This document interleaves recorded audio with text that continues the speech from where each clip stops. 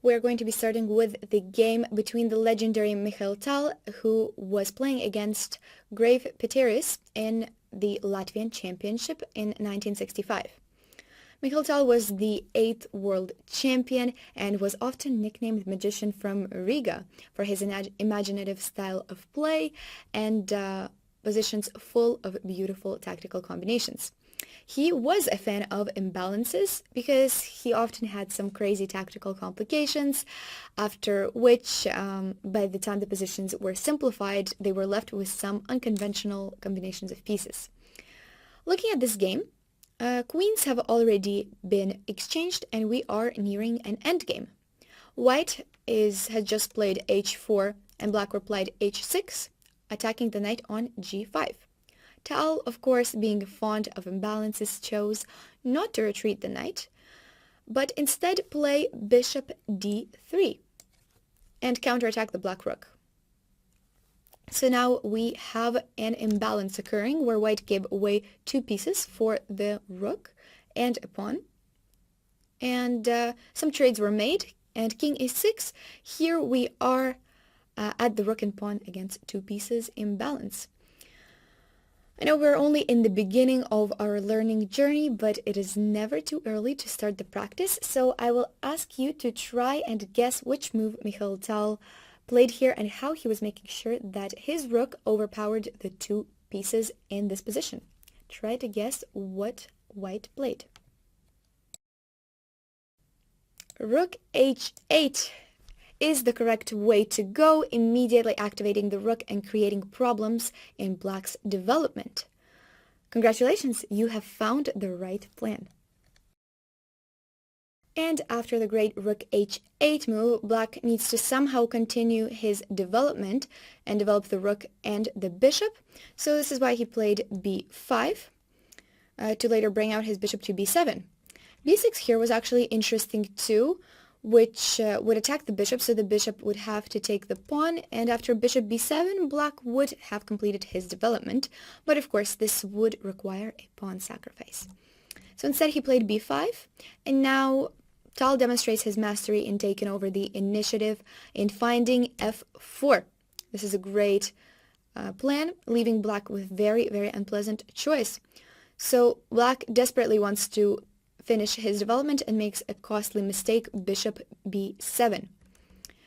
Other options for black, such as, for example, d4, this was the right way to play, after which white would capture on e5, and after bishop b7, black would at least complete development, temporarily giving the pawn on e5, but he will recapture it later, so this should give black enough chances to hold after white's active rook has been neutralized.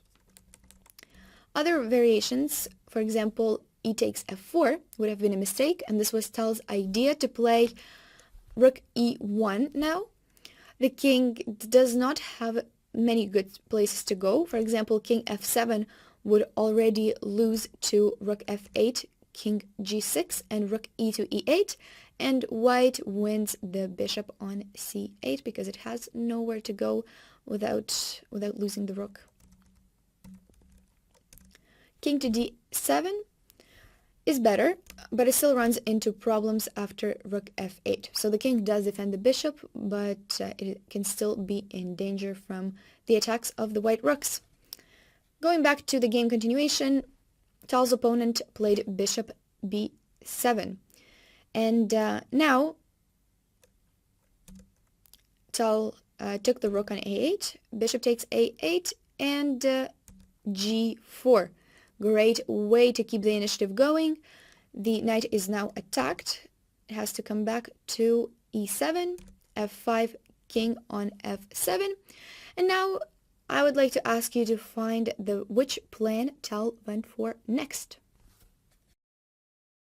Rook h1, you have found it. This is a great rook maneuver, going onto the only open file in the position and preparing a rook invasion to either h7 or to h8.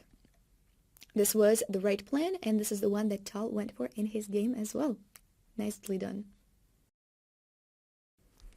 After the rook h1 maneuver, the king went on g8, and after g6, it becomes clear that white is completely dominating with a rook and a pawn, while the two pieces are not doing anything useful.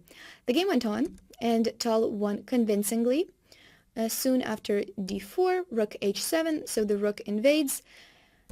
g5, a few more moves have been made, and even here there was a very cute tactic in the end, bishop f8. King f8 and rook h8, regaining the bishop on a8, while also attacking all sorts of the new pawn on a6, and with later promotion of one of white's past pawns. As you could have guessed, the point I was trying to make is that in the endgame, the rook and a pawn can definitely compete on equal terms with a pair of light pieces, and the requirement for that would be the presence of open files in the position. The more open files, the happier the rook is, so oftentimes in endgames, a rook and a pawn can be better, in contrast to the middle game, where we would usually prefer the two pieces. Let's take a look at the next example.